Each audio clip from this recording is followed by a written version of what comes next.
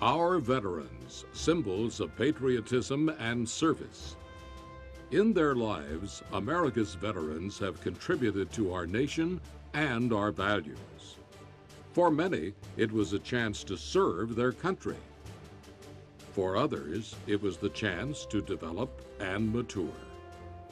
Regardless of the generation, those who serve share a strong sense of duty and fellowship that began with their decisions to serve, leading to a lifetime of service to their country and communities. I was talking to the recruiter with my girlfriend who wanted to join the Air Force, and I picked up all the literature about the different services, and I thought about it for a couple of weeks, and after graduation, I decided I was going to go down and join the Army. They sent us to Fort Lee, Virginia on a train, and we had to get off at Accotink, which was just a train station and nothing else.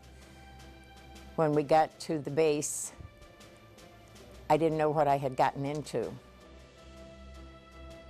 They were big barracks, wooden barracks, 50, 60 girls to a barracks, which was a company, a platoon for each company. And it was quite a different experience than anything I had ever dreamed of. I never thought about all the physical training, all the studying, and the physical endurances that we had to go through in basic. But it was wonderful. It was a great experience, and I really enjoyed it. Made a lot of friendships.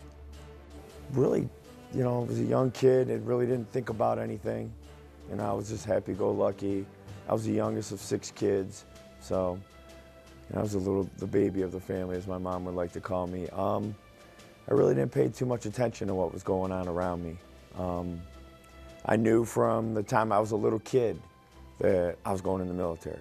I mean, that's something I've always wanted to do. My dad's retired, my mom served, all my brothers served, so you know, it's in my blood. So I knew exactly what I was doing as soon as I got out of high school. My dad was in the Army for 22 years. My mom was in the Army for 2 years, which she interviewed earlier. All my brothers were in the Army. I graduated and I went in the Air Force. Unfortunately, I got hurt. So I didn't get to spend but like maybe 6 months in there. But then 4 years later, I went in the Navy. Go figure, the Navy. So it's been a battle with my family ever since because I'm a Navy guy and they're all Army. Before I went in service, I was raised in an orphanage and foster homes. Here, there, that, you know, shifting all over the place. I never really had any real interest, really, in doing anything. I wanted to be with my 2 sisters. They were with me in a foster home. And we wanted to be together because 2 of them were married. I was the black sheep of the family, but they were willing to take me in with them, which was fine. But then I got a chance to go in the Army. And I figured, hey, that'd be wonderful. I could do what I want to do. And I didn't know it was going to encompass 23 years that I was in the service, 23 and a half years. I had never really thought about it because I lived a sheltered life. And as you're growing up, your parents, they feed you, they house you, and that was my way of life. I was drafted after I got out of high school. I went into the service, had basic training, 17 weeks, went in June, and by Christmas I was overseas already. My view of the community and the world around me really started probably back when I was 10 years old. I guess you might say that I'm an American Legion baby due to the fact that my dad was very active in the American Legion. I was a member of the Sons of the American Legion. Back in 1936, they had organized a Sons of the American Legion Drum and Bugle Corps, of which I was a drummer. And of course, with my tremendous height, I walked under the sign that announced what it said we were. I grew up knowing many of the men who were in World War I, and I had great respect for them, and many of them would be over to the house or be out to the cottage, wherever the case may be, and these were great men. I saw some of the men who belonged to Euclid Post who were gassed, who stood out in the yard and coughing all the time, and listened to their stories of their time overseas and in the first war that was going to end all wars. And I saw them go through the Great Depression. I saw them. I was looking through kids' eyes. I didn't know any different, whether it was a depression or what it was. I was enjoying life, thank God for that, at that point in time.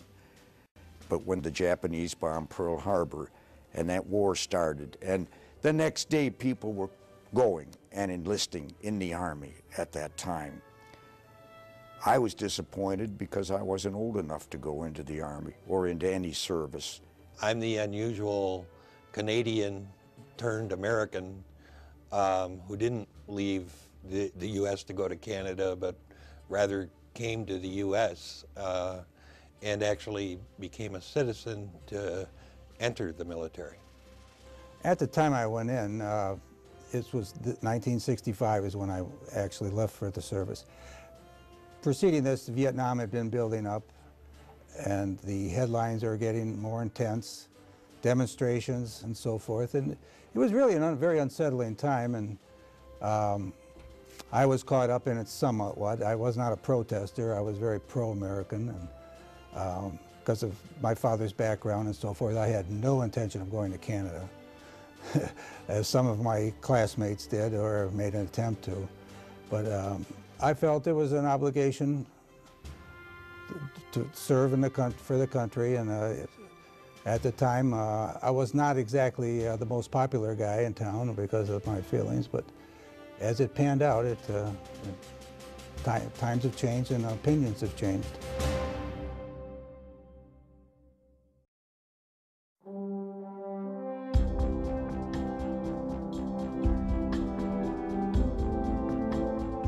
As life moved forward, each generation would face its challenges.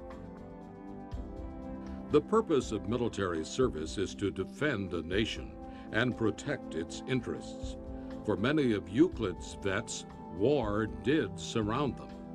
For others, it was duty stateside in a supporting role. Many who serve don't speak of their service in battle, for war is truly hell. But even with the scars of war, they completed their tours of duty, and with time, come to tell the stories that changed their lives forever. Well, we had the troops on there for over 2-3 weeks or more before we put the third division, that was Patton's, 3rd Division off in southern France. So now we're going to go hit the invasion. Before we hit the beach, we'd drop our anchor about 500 feet off the shore. Oh, and I was hoping we wouldn't hit a sandbar. If we hit a sandbar, then, you know, the soldiers would be swamped. And all I heard, I was at the edge of the ramp when I went down there, all I heard was, "Pop it, get going." I was on there's ramps that goes down on the sides. And we did hit a sandbar. I got on the beach with the line, the soldiers followed. I was on the beach, and I could see those pings hitting water. You know, that makes it a little scary. But after they all got off, I went back aboard ship, or else. We were an understrength battalion, and we were taken over by the engineers over the river into Belgium, and in the early hours of the morning, and then we made contact with the Germans about 5 miles beyond the river, and we got surrounded in the woods and got captured. And this was before the Battle of the Bulge. Then, as a prisoner of war, I was talking to somebody, and I found out he was in another regiment, and they got captured the same way as my regiment. So years later, I read in a book that they had lost 80% casualties in that operation. In September of '50, Uncle Sam said, "Come on, we need you back." And I went back in then, and I've stayed in ever since until November of '68 when I called it quits. I didn't want to call it quits, but I got a telephone call from a friend of mine in Washington who said, "Pack your bags, you're going back over."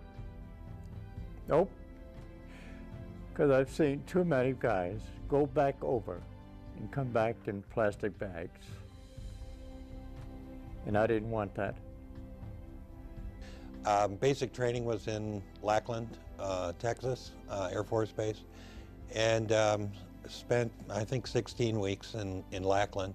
I was sent from Lackland to Chanute in Illinois, where I learned a little bit about jet engines. Joined, became part of the Military Airlift Command, and right after technical training, so to speak, actually requested to go to Vietnam. Part of the logic, quite honestly, there was hazard duty pay. I didn't go to Vietnam with, thoughts of being patriotic or thoughts of doing something for my country. They were strictly selfish motivation. Obviously, I changed over time, and Vietnam had a lot to do with that. Started off in Saigon as a part of Military Airlift Command and military airlifting wounded soldiers out of Vietnam. Basically, at any airport you can see a guy directing the airplane in, blocking and chalking, as they call it. Pretty much that was my job. Once a week, when I was in Saigon for the first 3 months, we volunteered at an orphanage called Sanctuary des Fumais, which was run by French nuns. And I met a little girl there. She was about 12 years old at the time. Her name was Mei Li, and she was a very, very bright little girl. And she was, again, about 12 years old.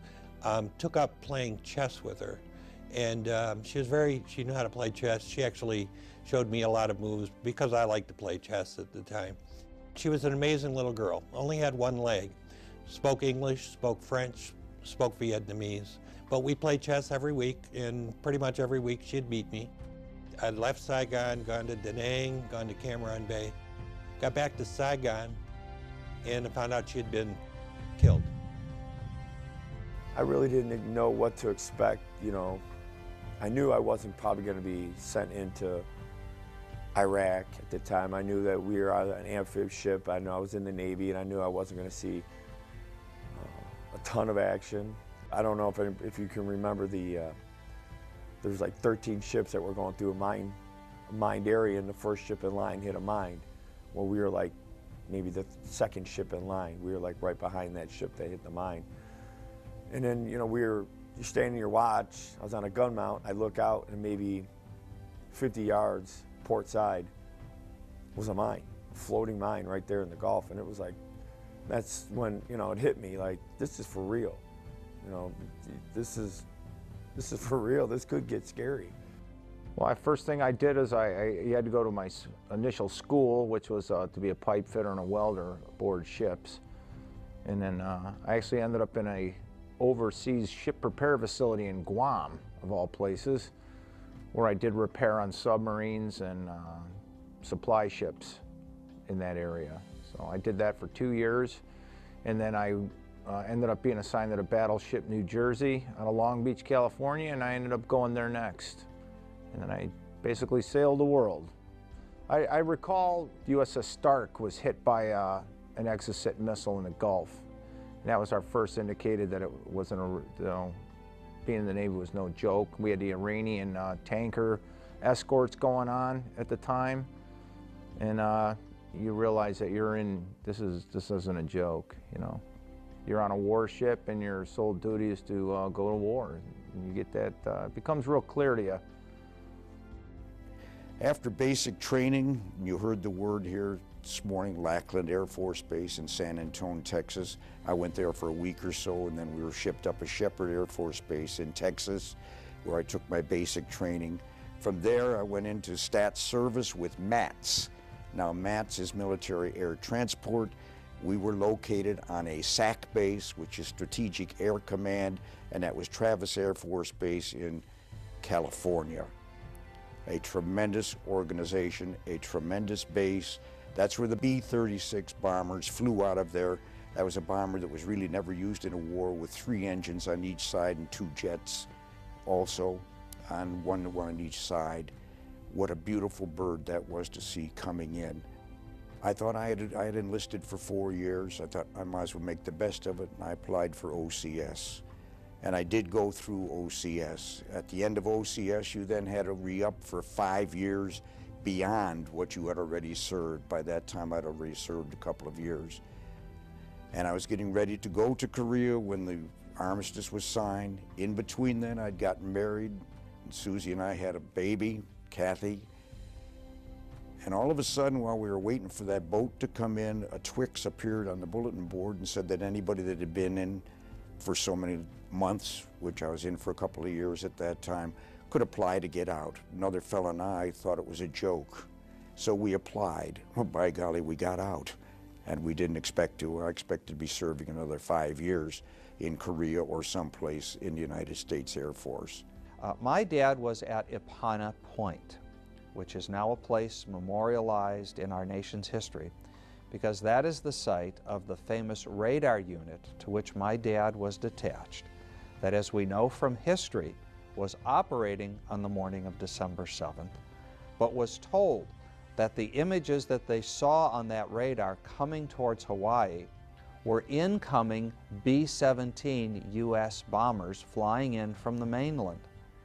That was my dad's unit, that famous radar unit that saw the Japanese, but were told that they were Americans, and thus the alarm was never raised. He was not working that morning.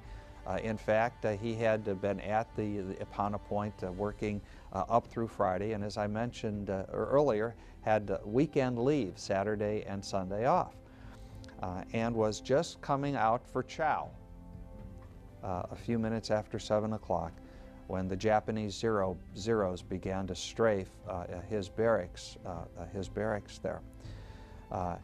He said he couldn't even grab a gun because the gun lockers were locked. And when somebody cut the lock off with bolt cutters and they started handing out the rifles to shoot at the Japanese Zeros that were so low they could see the faces of the pilots, they didn't have any bullets. The stories like that my father told of that day, and then of the incredible fear in the days afterwards. 50 years later, we watched the same sun set over the same Pacific Ocean that my dad had seen set 50 years before. And the next day, as I said, as he stood on the deck of the Missouri on December 7th, 1991, and watched the sun rise over the Arizona Memorial, it became so very real to me, the son of a Pearl Harbor veteran, that the tremendous sacrifice that these men made to go to such a faraway place, leaving the safety and sanctity of their home in Euclid, Ohio, to this faraway place to do simply the right thing.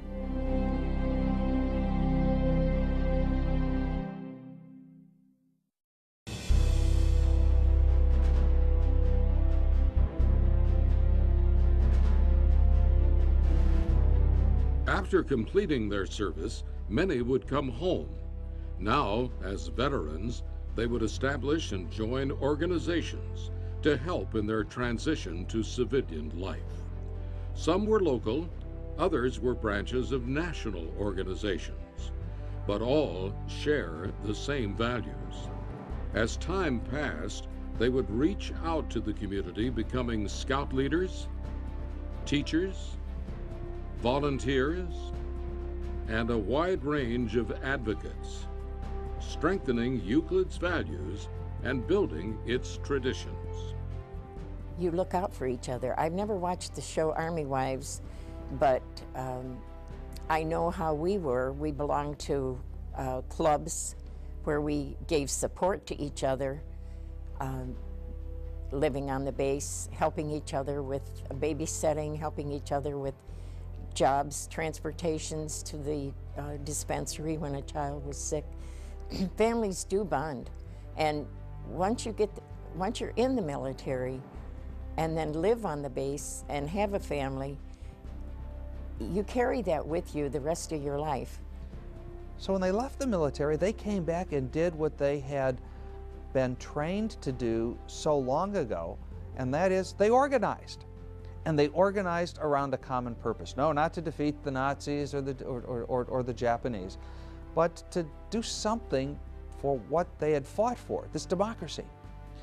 In those early days, they raised money for, there was a congenital birth defect in young children at the time called blue babies, which meant that a baby was born, but the heart wasn't properly formed, and they didn't have a naturally good color. Their skin was blue.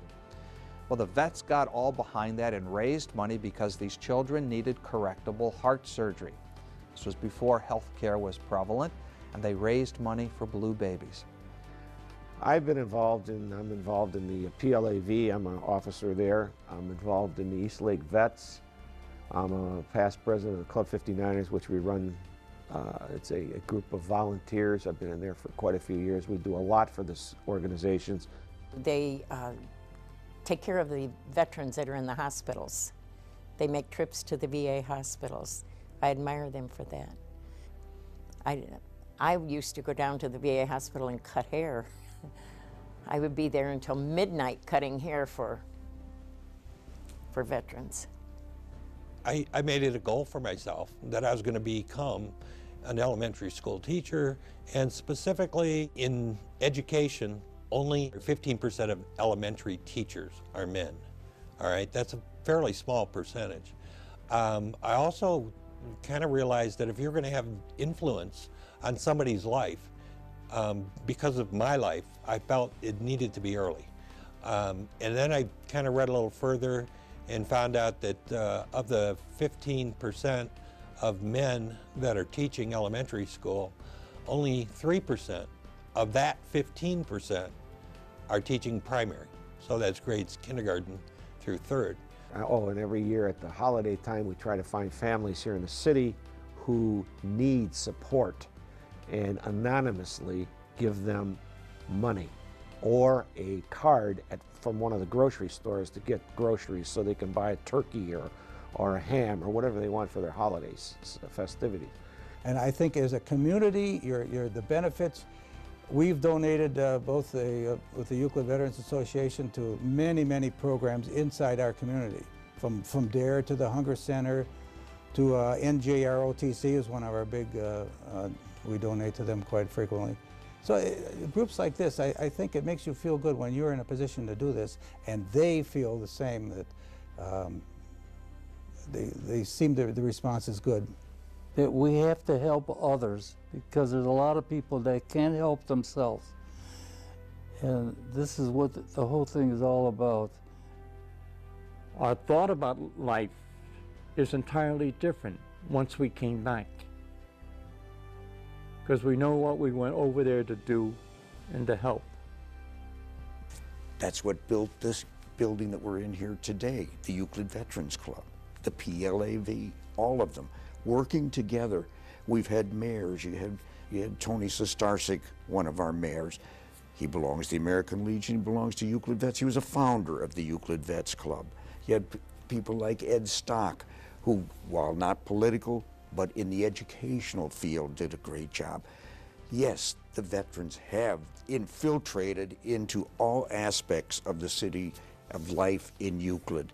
Yes, they run the Boys League, they run the Pony League, they have started all of those things. But these were veterans that were doing it. The veterans were coaching those teams, those Little League teams, the Pony League teams, and the Recreation League teams. Yes, they were into all of your civic organizations, your Kiwanis, your Rotary, your Optimists, and all the Lions Club and the others that we have here.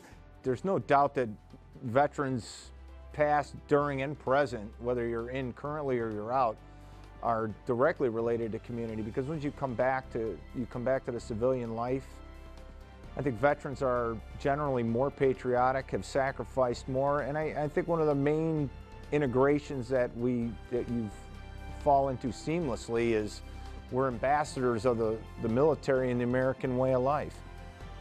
Because they were built that way. They were built to work together, to understand one another.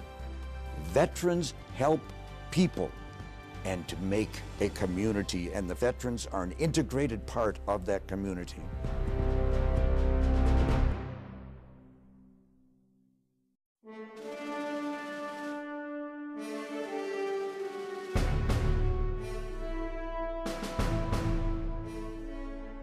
As time passes, new generations will come to serve the nation and their communities.